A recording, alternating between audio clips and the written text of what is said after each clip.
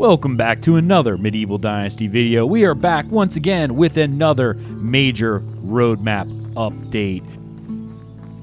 Just yesterday, we received an update to the game with tons of new features that we're going to discuss here in this video, as well as talk about a few things that we talked about in a previous video.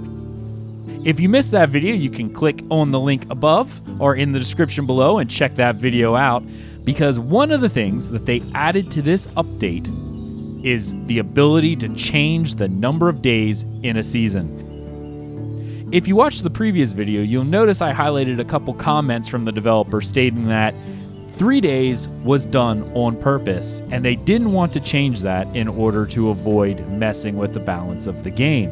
Well, it seems that just a few weeks after telling us that, they decide they are now adding more days into the game. This is something that I actually like, so hey, great. I'm glad they actually did it. Little surprised that they took a hard stance against it, but I'm glad to see that they're able to take feedback and make changes. There's also a bunch of other things added to the new customize option within the game, such as days per season, the ability to adjust your tax multiplier, whether or not you feel like doing the new events, which we'll talk about in a minute, as well as a couple cheats, such as unlimited hit points, unlimited stamina, food and water and weight, as well as manipulating the NPC food modifier and wood modifiers, and the ability to check that your food does not spoil, as well as a few other little things such as adjusting the hit points on animals and the damage that they do.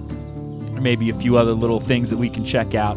Be sure to check them out in your game settings if you want to play with these. One thing that as of right now, you are unable to make these changes to games that you already have going. This is at the start of every new game, so you'll have to make those decisions before you begin. You can't change them as you go. One of the concerns I have, adding more hit points and damage to animals while making them more difficult does nothing to address the poor AI that the animals currently maintain. I hope they continue to look at that and adjust it in order to make future combat updates better.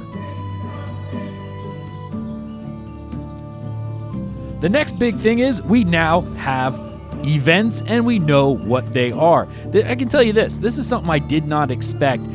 These events are acting more like a choose your own adventure book than anything.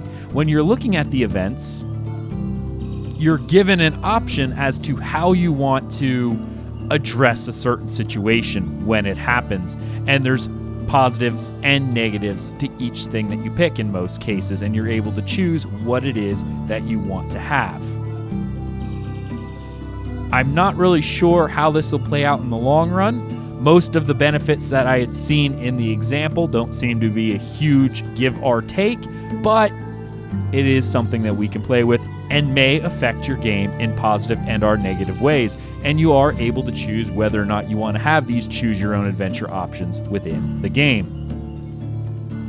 Next big thing is, have you ever been walking into your village at night and go, man, it's dark and I can't see anything? Well, guess what? We now have new lanterns and lamps that are able to go outside in your village to allow you to actually see where you're going at night, which is pretty cool. We also have new benches and chairs and other furniture items being added into the game, so that way it doesn't look like your poor villagers are sitting on the floor every time.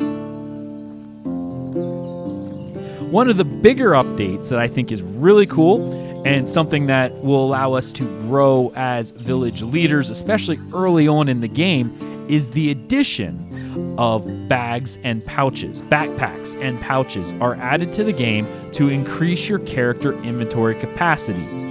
This is pretty cool, and I'm actually curious if you're able to give these to your NPCs to assist them as well, but even if you can't, it does definitely help, and it'd be nice, especially early on in the game when you're doing a lot of the hard work for yourself. Having these extra carrying capacity will definitely make doing some of the quest and some of the early building much, much easier. There's also a whole list of new things that have been added into the game, as well as have been fixed and updated. So you can check out the full list of the patch notes in the description below. Be sure to like and subscribe to this channel if you like this video. And thank you so much for watching. God bless.